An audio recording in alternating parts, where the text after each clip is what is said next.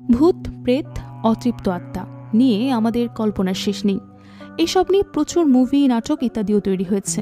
কিন্তু আসল ভূতের সাথে এই নাটকীয় ভূতেদের আদৌ মিল আছে কি? তারা বাস্তবে এমন ভয়ঙ্কর আর জঘন্য কিনা সেটাকে ভেবে দেখেছেন? আজকের গল্পটা এমনই একটা অদ্ভুত থিওরি নিয়ে, যেখানে আমরা জানতে পারবো আসল অর্থাৎ বাস্তব পৃথিবীর ভূতেদের ব্যাপারে, যাকে বলে একেবারে ভূতেদের আত্মজীবনী সম্পর্কে জানতে পারবো। বলছিলাম সদ্য মুক্তিপ্রাপ্ত একটা অসাধারণ ওয়েব সিরিজ ভূতেরিকির কথা। গল্পটা এতটাই ইউনিক যে আপনার ভালো লাগতে বাধ্য। এই একটা গল্পের মধ্যে আপনি রাগ, অভিমান, ভয়, হিংসা, প্রতিশোধ, ভালোবাসা সবকিছুর অনুভূতি পাবেন। তো চলুন আর কথা না বাড়িয়ে সরাসরি গল্পে চলে যাই।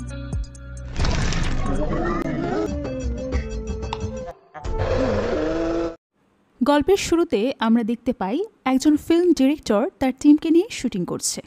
তাদের সঙ্গে আছে এক সুন্দরী মেয়ে। ডিরেক্টর তাকে বুঝিয়ে দেয় যে তাকে তার হাতে থাকা বইটা পড়তে হবে এবং তার সাথে এমন কিছু করতে হবে যেটা তার নিজের পরিচয়কে ফুটিয়ে তোলে। তখন মেয়েটা একটু চিন্তাভাবনা করে, একেবারে 360 ডিগ্রিতে তার মাথা ঘুরিয়ে বিকট শব্দে পেতনির মতো হাসে। আর সেটা দেখে ডিরেক্টর সহ পুরো টিমের আত্মা উড়ে যাওয়ার মতো অবস্থা।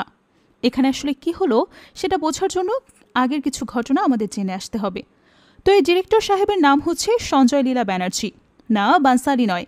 এতদিন বিভিন্ন রকমভাবে মুভি বানানোর চেষ্টা করলেও খুব একটা সফলতা পাননি। তাই এখন তিনি এক অভিনব আইডিয়া নিয়ে হাজির হয়েছেন প্রডিউসারের কাছে। প্রডিউসার তার আইডিয়া শুনে ভীষণ ইমপ্রেস হয়। আইডিয়াটা এমন ছিল যে তারা এবার আসল ভূত নিয়ে একটা ডকুমেন্টারি মুভি বানাবে। নকল ভূত নিয়ে তো অনেক মানুষ অনেক মুভি তৈরি করেছে, তবে সেটার সাথে আসল ভূতদের কতটুকু মিল আছে সেটাই তারা সবার সামনে তুলে ধরবে। আর তার ধারণা তার এখনকার আইডিয়াটা নিশ্চয়ই সুপারহিট হবে। এখন অনেকের মনে প্রশ্ন আসতে পারে, ভূতেদের তো শরীর থাকে না, তাহলে তাদেরকে ক্যামেরায় দেখা যাবে কিভাবে? আমাদের সঞ্জয়বাবু সেটার ব্যবস্থাও করেছে। সে এমন একটা ক্যামেরা জোগাড় করেছে যেটার মাধ্যমে 50 মিটারের আওতায় থাকা ভূতেদেরকে দেখা যেতে পারে। সেই সাথে প্রয়োজনীয় বাকি জিনিসপত্র জোগাড় করেছে। এখন শুধু ফান্ডিং আর পারমিশনের অপেক্ষা। তো প্রডিউসার তাকে জানায় যে সে ভূতের সবথেকে বড় অ্যাসোসিয়েশন নিখিলবঙ্গ অদ্ভুত সমবায় সমিতির সেক্রেটারি জালালের সঙ্গে কথা বলেছে এবং সেই ডকুমেন্টারি শুটিংয়ের পারমিশন দিয়েছে। প্রডিউসার সঞ্জয়কে জালাল উদ্দিনের সঙ্গে পরিচয় করিয়ে দেয়। যদিও তাকে প্রথমবার দেখে সঞ্জয় আঁতকে ওঠে, কিন্তু তাকে তো ভয় পেলে চলবে না, কারণ তার সম্পূর্ণ কাজটাই তো ভূতেদের নিয়ে। তো জালাল তাকে জানায় যে সে আরও কিছু ভূত সংগঠনের সঙ্গে কথা বলেছে এবং সঞ্জয়ের শুটিংয়ের সমস্ত ব্যবস্থা করেছে। এরপর সে সঞ্জয়কে একটা অ্যাড্রেস এবং সাথে তার লেখা একটা চিঠি দেয়। আর ওই চিঠিটা ওই অ্যাড্রেস গিয়ে বংশপ্রিয়া দেবী নামের একজন মহিলাকে দিতে বলে, যাকে সবাই ভানু নামে ডাকে। সে সাথে সতর্ক করে দেয় যে ভূতেদের সাথে সবসময় শান্তভাবে কথা বলতে হবে, তাদেরকে একেবারেই রাগানো যাবে না। আর যদি তারা কখনো কোনো কারণে বলে যে শুটিং বন্ধ করতে হবে, তাহলে যেন বন্ধ করে দেওয়া হয়। সঞ্জয় তার সব কথা মেনে নিলে জালাল সেখান থেকে চলে যায়। এরপর সঞ্জয় প্রডিউসারের সাথে কথা বলছিল, তার মাঝেই হুট করে আবারও সেখানে জালাল আসে। তবে তার এভাবে হঠাৎ করে আসতে প্রডিউসার নিজেই এবার ভয়ে হার্ট অ্যাটাক করে মারা যায়। এটা দেখে সঞ্জয় বেচারা ভীষণ টেনশনে পড়ে যায়। প্রডিউসার যদি মারা যায় তাহলে তার ফান্ডিং আসবে কোথা থেকে? এমন উদ্ভট কনসেপ্টের উপর সবাই কাজ করতে চাইবে না। জালালও পরিস্থিতিতে খুবই অপ্রস্তুত হয়ে যায়, কারণ সে প্রডিউসারকে ভয় দেখাতে চায়নি। সে তো একটা জরুরি কথা বলতে ফিরে এসেছে। সঞ্জয়কে এভাবে কান্নাকাটি করতে দেখে প্রডিউসার আত্মাটা তার শরীর থেকে বেরিয়ে তাকে বলে, তোমার চিন্তার কোনো কারণ নেই, তুমি আমার ম্যানেজারের সাথে কথা বলে নিও, সে তোমাকে টাকা দিয়ে দেবে। তার কথা মতো সঞ্জয় ম্যানেজারের সঙ্গে যোগাযোগ করে তার কাজ শুরু করার জন্য একটা জরাজীর্ণ ভূতুরে বাড়িতে গিয়ে হাজির হয়। কিন্তু তারপর ম্যানেজার তাকে জানায় এত টাকা সে দিতে পারবে না, তাদের ইনস্টিটিউটের উপর অনেক টাকা লোন আছে। সেটা শুনে সঞ্জয় ভীষণ রেগে যায় আর সেখানে দাঁড়িয়ে ম্যানেজারের সাথে ঝগড়া করতে শুরু করে। ঠিক সেই মুহূর্তে এক মধ্যবয়সী মহিলা এসে তার পেছনে দাঁড়ায়। অবশ্য তাকে মহিলা বলা ঠিক হবে না, সে আসলে মহিলার ভূত। তবে সঞ্জয় তাকে খেয়াল করে না, সে তো ঝগড়া করায় ব্যস্ত। ম্যানেজার তার কথা না শুনে ফোনটা কেটে দিলে হঠাৎ পেছন থেকে ওই ভূতটা বলে উঠছে, কি চাই এখানে? তাকে দেখে সঞ্জয় ভয় পেয়ে যায়। আসলে সে ছিল বিষ্ণুপ্রিয়া ওরফে ভানু। সেটা জানার পর সঞ্জয় জালালের দেওয়া ওই চিঠিটা তাকে দিয়ে দেয়। ভানু চিঠিটা পড়ে তাকে বলে, ঠিক আছে, কালকে সকাল থেকে কাজ শুরু করো। তার কথা মতো পরদিন সঞ্জয় তার টিমকে নিয়ে পৌঁছে যায় ভূতুরে বাড়িতে। ভানু তখন সবাইকে নিয়ে মানুষের হিসাব করতে বসে যে গত 5 বছরে কে কয়টা মানুষ এনেছে। ভূত হলেও একটা মাসিক হিসাব কিতাবের ব্যাপার তো থাকবেই। ওই বাড়িতে ভানুর সাথে রাজিয়া এবং সুকুমারী নামের আরও 2 মেয়ে থাকে। সেই সাথে থাকে তাদের কাজের লোক লবঙ্গ আর তাপস। ভানু হচ্ছে এদের সবার হেড। সবাই ভানুকে অনেক সম্মান করে। তো সে মাসিক হিসাব করতে গিয়ে দেখে গত 5 বছরে সে আর রাজিয়া মিলে অনেকগুলো মানুষ এনেছে, কিন্তু সুকুমারী একটাও আনেনি। ভানুয়ের কারণ জিজ্ঞেস করলে সে বলে, আমার মনে হয়েছে তোমরা যেটা এনেছো সেটা এনাফ, এত বেশি বেশি মানুষ এনে কী লাভ। এখন সে যেহেতু মানুষ আনতে পারেনি, তাই তাকে শাস্তিস্বরূপ গত 16 বছরের জমা থালা বাসন মাজতে বলা হয়। তবে সুকুমারী সেটা করতে চায় না। আফটার অল সে আধুনিক যুগের পেতনি। তার আধুনিক যুগের পেতনিরা কখনো এসব থালা বাসন মাজে না, তাদের সুন্দর হাত নষ্ট হয়ে যাবে। এটা নিয়ে তার সাথে ভানুর ঝগড়া হয়, কিন্তু পরবর্তীতে ঠিকই তাকে থালা বাসন মাজতে হয়। সঞ্জয় তখন খুব মনোযোগ দিয়ে তার বাসন মাজা দেখে। সুকুমারী রেগে বলে, এর আগে কখনো শুনেছ পেতনিরা থালাবাটি মাজে? এসব কি ভূত পেতনিদের কাজ? সঞ্জয় তখন কিছুই বলে না, কারণ সে তো এর আগে কখনো চোখের সামনে পেতনি দেখেইনি। তো এরপর সে একে একে সবার ইন্টারভিউ নিতে শুরু করে। সুকুমারী বলে, আমাদের মধ্যে যেমন ঝগড়াঝাটি হয় তেমন খুব মিলও আছে। ভানু দিদি আমাদের মধ্যে সবার বড়, আর রাজিয়া তার চালচলন, খাওয়া দাওয়া সব কিছুই নবাবী স্টাইলের। আরও কিছু নবাবী শখ আছে তার, যেগুলো আপনারা পরে জানতে পারবেন। বাংলার নবাব বংশের মেয়ে বলে কথা, একটু তো ভাব থাকবেই। এমনিতে মানুষ হিসেবে থুকো, পেতনি হিসেবে সে খুবই ভালো। এরপর ভানু বলে, সুকুমারী মেয়েটাও খুব ভালো, আমাদের মধ্যে সব থেকে চালাক। 1974 সালে মারা গেছে। আজ প্রায় 40 বছরের বেশি সময় ধরে আমরা একসাথে আছি। রাজিয়া অবশ্য আমাদের বাড়িতে পরে এসেছে, কিন্তু মারা গেছে অনেক আগে, পলাশের যুদ্ধের কিছুদিন পর। আর আমাদের 5-4 মাস খাটার জন্য সাথে থাকে তাপস নামের ছেলে। ভানুর সাথে কথা শেষ করে সঞ্জয়া চলে যায় রাজিয়ার সঙ্গে কথা বলতে। রাজিয়া বলে, ভানু দিদি খুবই ভালো, একটু কড়া, তবে সবাইকে ভালোবাসে। অনেক বড় পরিবারের মেয়ে সে। শুনেছি ওনার পরিবারের সাথে ঈশ্বরচন্দ্র বিদ্যাসাগরের খুব ভালো রিলেশন ছিল, কিন্তু কেন যে গলায় দড়ি দিয়ে মরতে গেল সেটা আজও বলেনি। আর সুকুমারী মেয়েটাও খুব মিষ্টি, ও আমার ছোট বোনের মতো। অসময়ে না মরলে নিশ্চয়ই অনেক বড় নায়িকা হতে পারত। আর আমি বাংলার মুর্শিদাবাদের নবাব পরিবারের মেয়ে। অনেক বড় লোক হলেও আমাদের বংশের কোনো কালচার ছিল না। সারাদিন মদ আর মেয়েদের নিয়ে ফুর্তি করাই ছিল আমাদের বংশের পুরুষদের একমাত্র কাজ। আর মেয়েদেরকে সবসময় তার হুকুমের গোলাম হয়ে থাকতে হতো। আমি একটা হিন্দু ছেলেকে ভালোবেসেছিলাম বলে আমাকে প্রাণে মেরে ফেলেছে, কিন্তু এখন আমার একটা বয়ফ্রেন্ড আছে, নাম জয়ন্ত। আমি ওকেও আপনাদের সাথে কথা বলতে বলেছি। তাদের কথার মাঝেই হুট করে লবঙ্গ সেখানে আসে। এতে শুধু সঞ্জয়েরাই নয়, রাজিয়াও চমকে ওঠে। সে আসলে অতিথিদের জন্য শরবত বানিয়ে এনেছিল। তবে রাজিয়ার বকা শুনে সে শরবতের গ্লাসগুলো সেখানে রেখে আবার উধাও হয়ে যায়। এরপর সঞ্জয়ের টিমের একজন ওই শরবতটা খেতে গেলে রাজিয়া তাকে সতর্ক করে দেয় যে ভুলেও কখনো লবঙ্গ মাসের দেওয়া কোনো খাবার খাবে না। ওর অন্যতম শখই হচ্ছে খাবারের মধ্যে বিষ মিশিয়ে মানুষকে মেরে ফেলা। সেটা শুনে ছেলেটা ভয়ে শরবত রেখে আবারও ফিরে আসে। পরদিন জয়ন্ত আসে সঞ্জয়ের সঙ্গে দেখা করতে। রাজিয়ার সঙ্গে তার 7 বছরের সম্পর্ক, তবে সে ভূত না, জীবন্ত মানুষ। তার স্ত্রীও আছে, বর্তমানে সে আবার প্রেগনেন্ট। রাজিয়ার নিঃশ্বাস সে এমনভাবে আটকে গিয়েছিল যে তার প্রেমের বাঁধন আর ছিঁড়তে পারেনি। 2 দিন পর জয়ন্তর ওয়াইফের ডেলিভারি ডেট, তাই রাজিয়া সহ সবাই অনেক সুন্দর করে সেজে গুজে হসপিটালে যাওয়ার জন্য রেডি। যদিও তাদের কেউ দেখতে পাবে না, তবু শখ বলে তো একটা কথা থাকে। রাজিয়া ওই বাচ্চাটাকে নিজের সন্তান হিসেবেই ভাবে, কারণ জয়ন্ত যখন তার ওয়াইফের সঙ্গে ঘনিষ্ঠ হয়েছিল তখন রাজিয়া ওই মেয়েটার ভেতর ঢুকে গিয়েছিল। জয়ন্ত সেটা জেনেই তার সাথে ঘনিষ্ঠ হয়েছে। অবশ্য এরকম ঘটনা একবার ঘটেনি, রাজিয়া প্রায়ই এরকম করত। তবে সবাই মিলে রেডি হয়ে হসপিটালে চলে যায় তখন বাচ্চাটাকে দেখার জন্য। জয়ন্ত সেখানে সঞ্জয়দের শুটিংয়ের জন্য একটু ব্যবস্থা করে দেয়।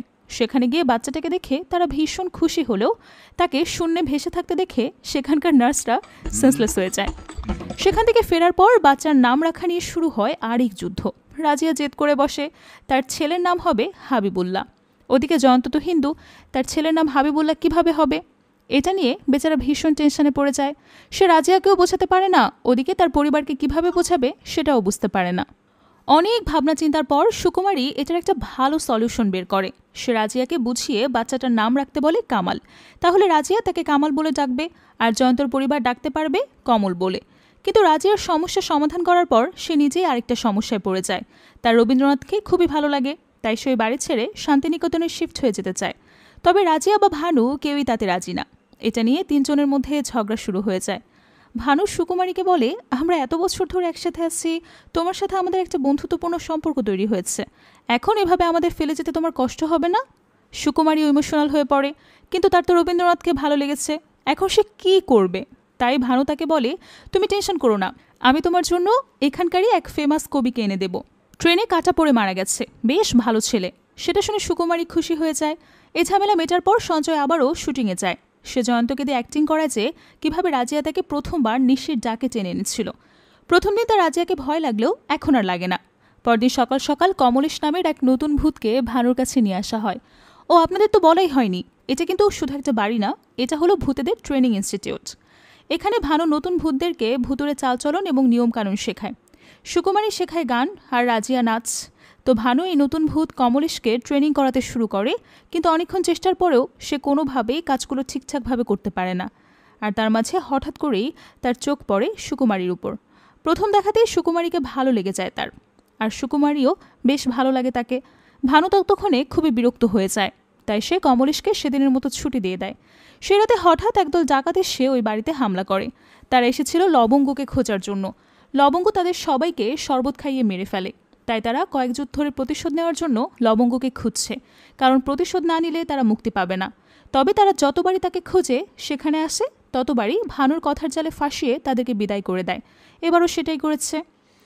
পরদিন সঞ্জয়রা কমলেশের ইন্টারভিউ নিতে শুরু করে। কমলেশ তাদেরকে জানায় যে একদিন লোকাল ট্রেনে যাওয়ার সময় হঠাৎ একটা প্যাসেঞ্জারের মোবাইল চুরি হয়। কমলেশ এই ব্যাপারে কিছুই জানত না, কিন্তু আনফর্চুনেটলি মোবাইলটা তার পায়ের কাছেই পাওয়া যায়।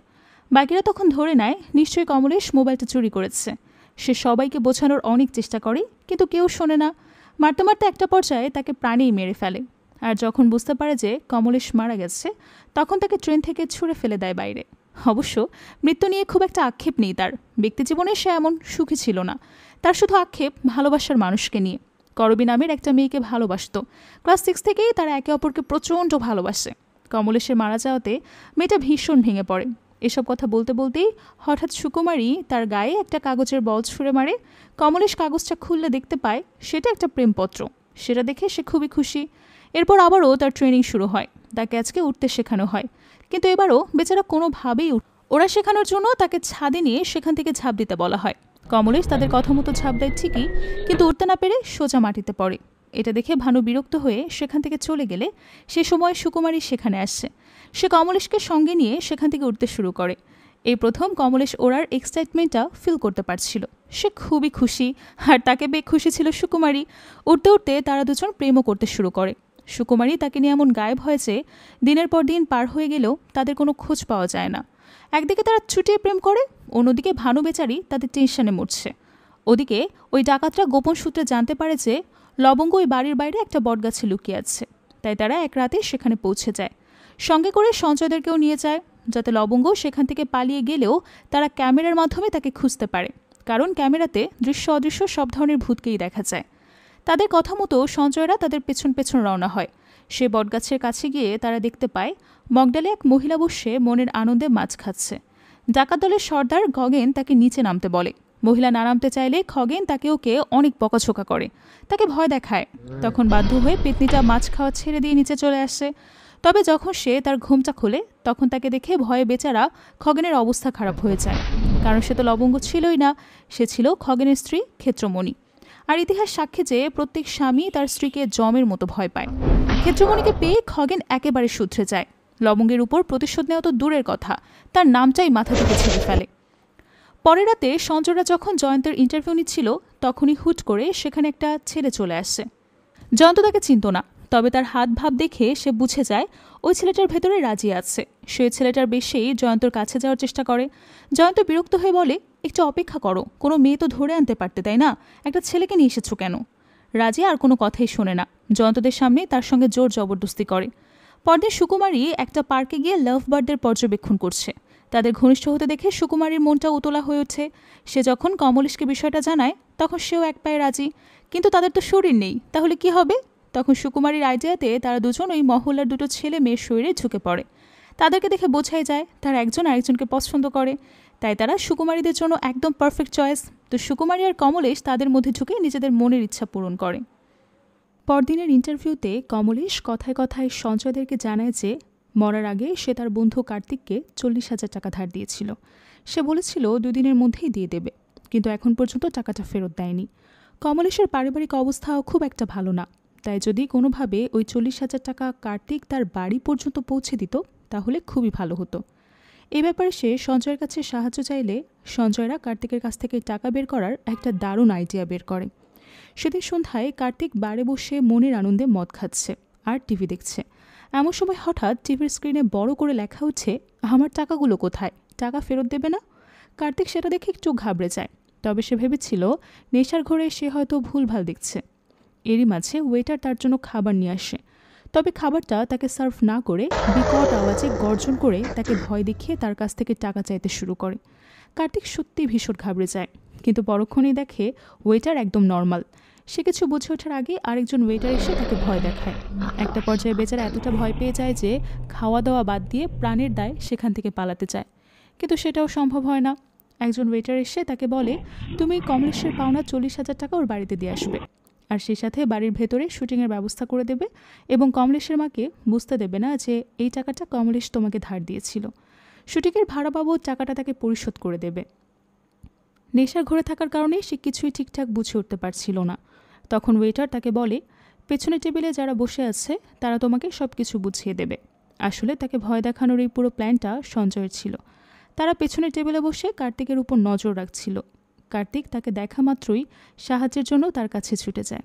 এরপর সঞ্জয় তাকে বুঝিয়ে দেয় যে তাকে কী কী এবং কিভাবে করতে হবে। এরই মাঝে ভানুর কাছে ভুতুরে পোস্ট অফিসের ডাকপিয়ন কনিষ্ক আসে। বেচারার ফাঁসি হয়েছিল, কিন্তু আনফর্চুনেটলি দড়িটা এমনভাবে গলায় গেঁথে যায় যে তার মাথাটাই কেটে পড়ে যায়। এখন 2 খণ্ড নিয়ে নাজেহাল অবস্থা। সে যাই হোক, সে ভানুর কাছে একটা চিঠি নিয়ে আসে। তবে সে চিঠিতে গিয়ে কনিষ্কর বডিটা উল্টো দিকে গিয়ে হুমড়ি খেয়ে পড়ে। পড়বে না কেন, সে তো আর চোখে দেখে না। ভানু এসব সামলাতে ব্যস্ত ছিল, আর ওদিকে সুকুমারী বাচ্চাদেরকে গান শেখাচ্ছিল। এরই মাঝে দুষ্টু বাচ্চারা এসে কনিষ্কর মাথাটা চুরি করে নিয়ে গিয়ে খেলতে শুরু করে। ভানু এটা দেখে ভীষণ রেগে যায়। সে গিয়ে বাচ্চাদের কাছ থেকে কনিষ্কর মাথাটা উদ্ধার করে তাকে ফিরিয়ে দেয়। বাচ্চাদের দুষ্টমিতে অতিষ্ঠ হয়ে সুকুমারীও তাদেরকে সেদিনকার মতো ছুটি দিয়ে দেয়। এরই মাঝে ভানু এই চিঠিটা পড়ে হতবাক হয়ে যায়। সে সুকুমারীকে একা পেয়ে তাকে চিঠিটার ব্যাপারে জানায়। চিঠিটা আসলে জালাল তাকে পাঠিয়েছিল এবং সেটা ছিল কমলেশের ব্যাপারে। সেখান থেকে তারা জানতে পারে যে কমলেশ এখনও মারা যায়নি, সে অনেকদিন ধরে কোমায় পড়ে আছে। এই কারণে তার আত্মা কনফিউজ হয়ে শহরের এদিক সেদিক ঘুরে বেড়াচ্ছে এবং নিজেকে ভূত মনে করতে শুরু করেছে। এখন পুরোপুরি না মরলে তো আর তাকে ভূত অ্যাসোসিয়েশনের অন্তর্ভুক্ত করা যায় না। এটা নিয়ে জালালরা ভীষণ দ্বন্দ্বে পড়ে যায়। ভানুর মুখ থেকে কথাটা শুনে সুকুমারী ভীষণ আপসেট হয়ে পড়ে, কারণ তার ভালোবাসার মানুষটা যে কোনো সময় কোমা থেকে বের হতে পারবে, আর কোমা থেকে বের হলেই তো তার জীবন থেকে হারিয়ে যাবে। এসবের মাঝেই কমলেশ ভীষণ এক্সাইটেড হয়ে সেখানে চলে আসে। ফাইনালি সে উঠতে শিখে গেছে। সে ভেবেছিল এটা দেখে সবাই খুশি হবে, কিন্তু সুকুমারী চাইলেও খুশি হতে পারে না। মনের ভেতর এত কষ্ট নিয়ে সে নিজেকে গৃহবন্দী করে ফেলে, নাওয়া খাওয়া সব ছেড়ে দেয়। ওদিকে কার্তিক সঞ্জয়দের পুরো টিমকে নিয়ে পৌঁছে যায় কমলেশের বাড়িতে। সঞ্জয়ের কথা মতো সে কমলেশের মায়ের হাতে 40,000 টাকা তুলে দেয়। সে যখন তার প্রিয় বন্ধুর মৃত্যু নিয়ে আফসোস করছিল, তখনই কমলেশের বোন এসে তাকে জানায় যে কমলেশ তো মারা যায়নি, সে কোমায় আছে। এটা শুনে কার্তিক হাসবে, কাঁদবে না ভয় পাবে বুঝে উঠতে পারে না। কনফিউশনে পাগল হয়ে সে সঞ্জয়দেরকে ফেলেই সেখান থেকে পালিয়ে যায়। সেখান থেকে ফিরে সঞ্জয়ের এই ব্যাপারে ভানুর কাছে জিজ্ঞেস করলে ভানু বলে, হ্যাঁ, আমরাও জালাল সাহেবের চিঠির মাধ্যমেই জানলাম। সবথেকে বেশি টেনশন হচ্ছে সুকুমারীকে নিয়ে। বেচারি তো নিজেকে একেবারে গৃহবন্দী করেছে। কোমায় থাকা অবস্থাতেও যদি কমলেশ মারা যেত তাও কোনো একটা ব্যবস্থা হতো, কিন্তু এখন তো কিছুই করার নেই। এর মাঝে কমলেশও জানতে পারে সে এখনও মারা যায়নি। এটা নিয়ে সে নিজেও খুব আপসেট হয়ে পড়ে। সে আর ওই কষ্টের জীবনে ফিরে যেতে চায় না। তার উপর আবার সেটাও বুঝে উঠতে পারছিল না যে তার মা তাকে আইসিইউতে ভর্তি রাখার মতো এত টাকা কোথা থেকে জোগাড় করছে। সে সঞ্জয়ের সঙ্গে এসব বিষয় নিয়ে কথা বলছিল। এর মাঝে তাপস এসে জানায় যে অল বাংলা গোস্ট অ্যাসোসিয়েশন থেকে তাকে খোঁজার জন্য এক অন্ধ ভূতকে পাঠানো হয়েছে। যদি সে জেনে যায় কমলেশ এখানে আছে, তাহলে তাকে ধরে নিয়ে চলে যাবে। কমলেশ যখন জানতে চায় ভানু কোথায়, তাপস জানায় ওই অন্ধভূতকে ভুলিয়ে ভালিয়ে এখান থেকে তাড়ানোর চেষ্টা করছে সে, আর রাজিয়া নৃত্য দেখিয়ে তার মন ভোলানোর চেষ্টা করছে। এ কথা শুনে কমলেশ আর সঞ্জয় দুজনেই কনফিউজড হয়ে যায়। অন্ধকে আবার নৃত্য দেখাচ্ছে কি করে? তবে সেটা বড় কথা না, বড় কথা হচ্ছে কমলেশকে এখন এখান থেকে পালাতে হবে। কিন্তু দুঃখের বিষয়, তার পালানোর আগেই সে অন্ধভূতটা সেখানে আসে, আর ঘুরে ফিরে সে কমলেশের কাঁধে গিয়ে হাত রেখে জিজ্ঞেস করে কমলেশ কোথায়। ভানু তার পেছন পেছনে এসে বিষয়টাকে সামাল দেওয়ার চেষ্টা করে। সে প্রায় ওই অন্ধভূতকে কনভিন্স করেই ফেলে, কিন্তু মাঝখান দিয়ে কমলেশ নিজেই ঝামেলাটা পাকিয়ে ফেলে। ভূতটা কমলেশের নাম ধরে ডাকতেই সে সাড়া দেয়, আর তাতেই ভূতটা বুঝে যায় কমলেশ এখানেই আছে। ভানু তখন তাকে দ্রুত সেখান থেকে পালিয়ে যেতে বলে এবং কোনো মতে এই যাত্রায় কমলেশকে অন্ধভূতের হাত থেকে বাঁচিয়ে নেয়। এরপর সঞ্জয়রা চলে যায় জয়ন্তদের সাথে কথা বলতে। সেখানে গিয়ে তারা দেখে জয়ন্ত তার ওয়াইফকে তার রিলেশনের ব্যাপারে জানানোর জন্য প্র্যাকটিস করছে।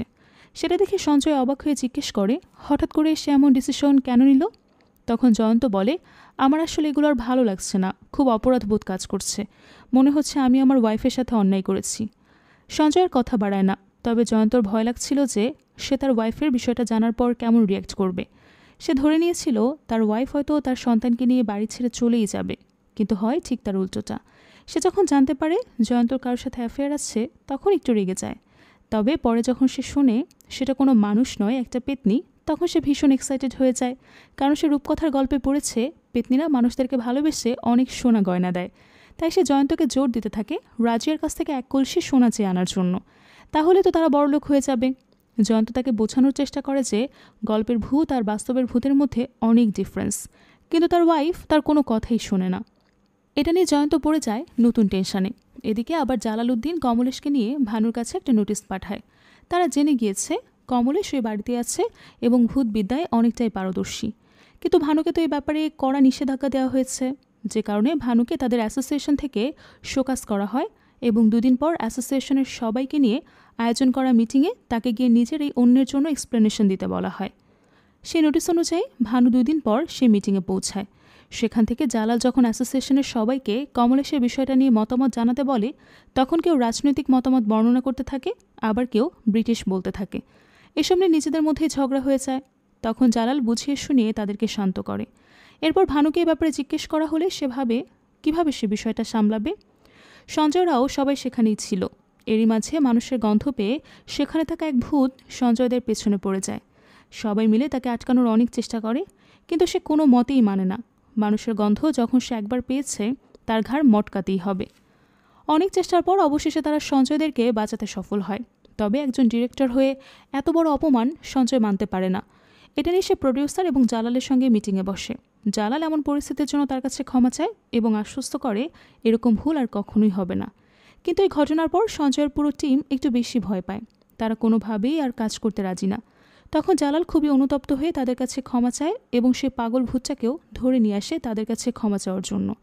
অবশেষে সঞ্জয় আবারও তার কাজ কন্টিনিউ করতে রাজি হয়। এদিকে খগেন তার ওয়াইফকে নিয়ে ভানুর সঙ্গে দেখা করতে আসে। লবঙ্গ যখন আড়াল থেকে জানতে পারে যে খগেন আর তার পেছনে পড়বে না, তখনই সে হুট করে খগেনের সামনে চলে আসে। তাকে দেখে খগেন ভীষণ ক্ষেপে যায়, তবে তার ওয়াইফ তাকে চোখ রাঙিয়ে শান্ত করে। এরপর লবঙ্গ তাকে শরবত খেতে দেয়। সেটা দেখে খগেনের গলা শুকিয়ে আসে। যদিও এখন তার মরার কোনো ভয় ছিল না, তবুও শরবতের নাম শুনলেই এখন তার ভয় লাগে। তবে বউয়ের ধমকানি শুনে সে একেবারে সুবোধ বালকের মতো ঝকঝক করে সেটা গিলে ফেলে। তারপর ভানুদেরকে তার অ্যানিভার্সারিতে দাওয়াত করে সেখান থেকে চলে যায়। এদিকে বহুদিন পর সে রাতে সুকুমারী তার ঘর থেকে বের হয়, কিন্তু তার মুখে কোনো হাসি নেই। সেটা দেখে ভানুর ভীষণ খারাপ লাগে, কিন্তু সে কিছু বলতেও পারছে না। সুকুমারী বাড়ি থেকে বেরিয়ে সোজা পৌঁছে যায় হসপিটালে, যেখানে কমলেশকে রাখা হয়েছিল। সেখানকার এক নার্সের শরীরে ঢুকে সে আইসিইউতে চলে যায়। সে ভেবেছিল কোমায় থাকা অবস্থায় কমলেশকে মেরে তাকে একেবারে নিজের করে নেবে, কিন্তু ঠিক সেই মুহূর্তে কমলেশের আত্মা সেখানে চলে আসে। তাকে দেখে সুকুমারী হঠাৎ থমকে যায়। সে কমলেশকে না মেরেই সেখান থেকে ফিরে চলে আসে। এদিকে জয়ন্ত গিয়ে রাজিয়াকে জানায় যে সে আর রাজিয়ার সঙ্গে সম্পর্কটা রাখতে চাইছে না, আর এখন এই দোটানা তার ভালো লাগছে না। সে সম্পূর্ণ সময়টা কমলকে দিতে চায়।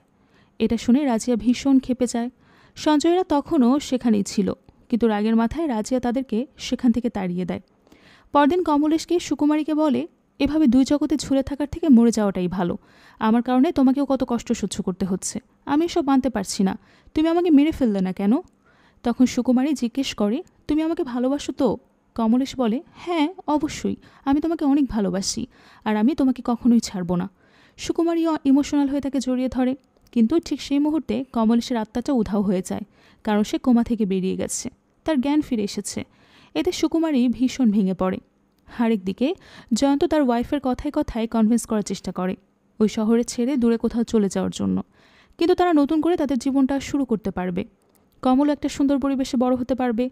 এটা শুনে তার ওয়াইফ চিৎকার করে বলে উঠছে, আমার কাছ থেকে পালানোর ধান্দা হচ্ছে। জয়ন্ত তখন বুঝে যায় তার ওয়াইফের ভেতরে রাজিয়া প্রবেশ করেছে। জয়ন্ত সেটা দেখে ভীষণ ভয় পায়। অন্যদিকে সঞ্জয়রা চলে যায় কমলেশের বাড়িতে। সেখানে গিয়ে দেখে কমলেশ অলরেডি বাড়ি ফিরে এসেছে। কিন্তু সমস্যা হলো অতীতের কোনো কথা, অর্থাৎ তার ভূত হওয়ার পরে তার সাথে যা কিছু ঘটেছে সেগুলোর কিছুই বেচারার মনে নেই। এমনকি সে যে কার্তিককে দিয়ে তার মায়ের কাছে তার পাওনা 40,000 টাকা পাঠিয়ে দিয়েছিল, এটাও পর্যন্ত তার মনে নেই। এসব দেখে সঞ্জয়রা ভীষণ টেনশনে পড়ে যায়। সেই সাথে অবশ্য একটু মজাও পায়, কারণ আজ পর্যন্ত তারা শুধু মানুষকে মরে ভূত হতে দেখেছে, কিন্তু প্রথমবার তারা ভূতকে মানুষ হতে দেখল। তাদের কথার মাঝেই করবী সেখানে আসে। তাই কমলেশের রিকোয়েস্ট সঞ্জয়রা সবাই বাইরে যায়। এরপর করবী কমলেশকে কাঁদতে কাঁদতে বলে, তুমি আমাকে চিনতে পারছো? কমলেশ বলে, পারবো না কেন? সে ক্লাস 6 থেকে আমি তোমায় ভালোবাসি, তুমি তো আমার সব। করবী বলে, তুমি কি আমাকে সত্যি চিনতে পারছো না? আমি সুকুমারী। সে কমলেশকে মনে করানোর চেষ্টা করে, কিন্তু কমলেশের কিছুই মনে নেই। শুধু তাকেই নয়, ভানু, রাজিয়া কাউকেই মনে নেই। এটা দেখে বেচারি কান্নায় ভেঙে পড়ে। সঞ্জয় আড়াল থেকে তাদের সব কথা শুনে।